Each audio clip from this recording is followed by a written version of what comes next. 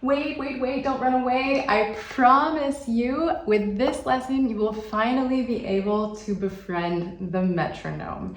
Now, the metronome gets a lot of hate. It's not always our favorite tool to use the piano because there is actually a learning curve to getting used to the metronome, and that's what we're here to solve today. There are so many benefits to practicing with the metronome, and I promise you that if you can get past this initial hurdle of learning how to properly practice with the metronome, it will be your friend for life. So really fast, before we dive into all of the things that metronome can do for you and all of the ways that you can get used to using the metronome, let's get out of the way what the metronome does not do.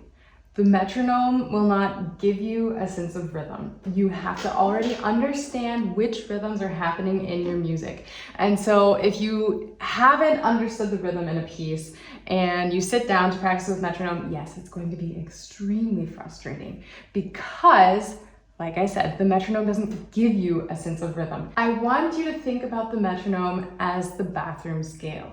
Not everyone loves the bathroom scale, but we also know that if we step on the scale and we don't quite like what we see, it's not actually the fault of the scale.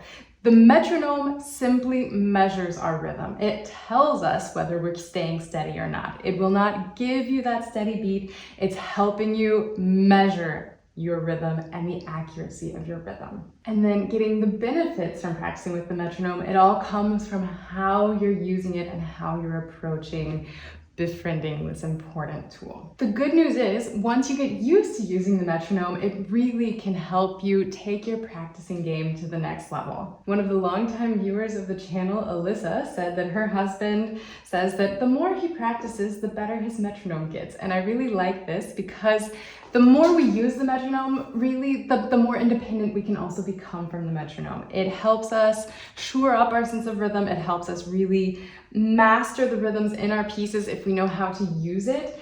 But it does involve this footwork of sitting down and putting in the time and understanding how to use the tool. Today, I'm walking you through a few important things that will help you learn how to practice effectively with the metronome. And the first thing is actually not even going to involve playing the piano at all. We're going to turn on the metronome and listen to how accurately you're counting while you're listening to the metronome. So what I want you to do is I want you to turn on your metronome and set it to 60, and then listen to 4 beats or 8 beats, so 1 measure or 2 measures, and then start clapping along and listen for how accurately you're clapping with the metronome. Now you may be thinking, Robin, this is way too easy. Let's get to the good stuff. Where's the good stuff? This is essential. Do not skip this step. You have to be able to accurately clap to the metronome before you will ever be able to play accurately with the metronome. So first things first, we're clapping 60 beats per minute and listening really, really carefully for our accuracy. So we have 1, 2, 3, 4. 1, 2, 3, 4. 1, 2, 3. And if that goes really well, I only did a few measures now, but do that for several measures in a row and see if you can really stay exactly with that beat. Once that starts going well, then it's time to start playing around with how you're able to vary from the metronome. So once you've mastered clapping quarter notes, then I want you to start clapping eighth notes. So 1, 2, 3, 4, 1 and 2 and 3 and 4 and 1 and 2 and 3 and 4 and if you're able to keep that perfectly steady, then double your pace again and clap 16th notes. 1, 2, 3, 4. 1 and a 2 and a 3 and a 4 and a 1 and a 2 and a 3 and a 4 and a. Again, this may seem too easy, but it really is not to be underestimated. You probably managed pretty well with the quarter notes. You maybe managed pretty well with the eighth notes, but 16th notes, once we get into more complex times and really dividing the time actively, playing along with the metronome becomes tricky. And the same is also true for any other sort of rhythmic pattern. So if you have a dotted quarter note followed by an eighth note, or if you have a dotted half note followed by a quarter note, or whatever rhythmic combinations you might need in your music, if you're not able to do these very basic patterns just while clapping along, you're not going to have very much fun with the metronome. Once you've mastered that, then it's time to start getting a little bit more complex. So then we're going to stay on 60 beats per minute for now and practice a few different patterns with the metronome at the piano, one hand at a time, because we have to build these things up gradually. If we don't build it up gradually, it becomes extremely frustrating. And if it's extremely frustrating, you're just not going to do it in the long run, which is a pity because there are so many benefits to practicing with the metronome. The first exercise we're going to do is just a 5-finger pattern, 60 beats per minute, and it doesn't really matter which key. If you have a key that you're working on that you want to be practicing, that's fine. For simplicity's sake, I'm going to show you this in C major, but you can absolutely do this with any key that you're working on. And this 5-finger pattern is important. We don't want to do an entire scale that has the finger changes and the position changes and all of that. That's already too much too soon. We're taking baby steps here. So we have all 5 fingers involved, and we're going to work through 3 different rhythmic patterns, starting with quarter notes, speeding up to eighth notes, speeding up to 16th notes, back down to eighths, back down to quarters. And this will really, really help you start fine-tuning this important skill.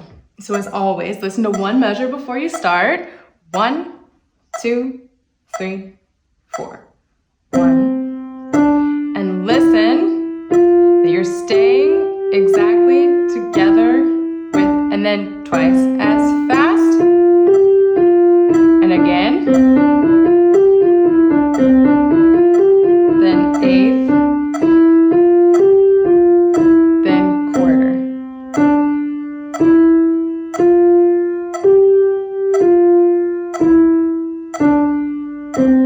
And then you just hold. You're going to do that with the right hand, and then you're going to repeat the process with the left hand. So once up and down with quarter notes, once up and down with eighth notes, 2 rounds with the 16th notes, then you drop it back down to eighths, drop it back down to 16ths. 1, 2, ready, go. Quarter notes.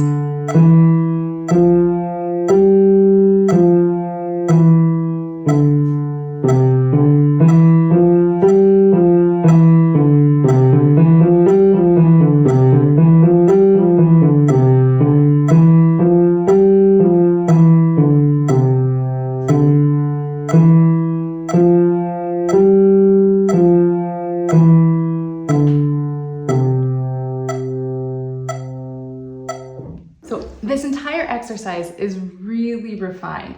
If you start with the quarter notes, you're developing that general sense of pulse. You have that constant heartbeat.